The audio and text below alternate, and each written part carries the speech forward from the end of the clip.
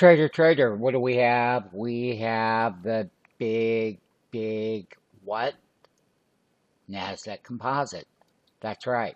Take a look at the remarkable rally off the 150. Take a look at the 5-day count.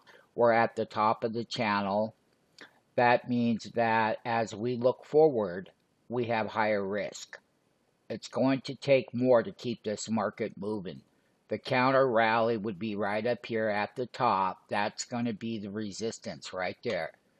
Okay, so we can rally right up to the top before we have failure. We see a lot of problems with earnings. We see a lot of problem with the U.S. economy. We see a lot of problems that don't warrant this 5-day rally.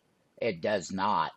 Okay, but that's market mechanics. We could care less. It was a good long position off of the bottom in the Nasdaq futures, no doubt about it. But once again, this is going to be the top. This is where we had called the last top up here. It is still possible for us to melt up higher, even in an overbought, overvalued equity market.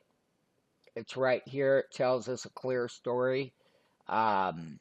We have more upside, but resistance is going to get stronger and stronger and stronger as we go up. Do not take your eye off of it. We can have a horrible correction over the next 3-week period.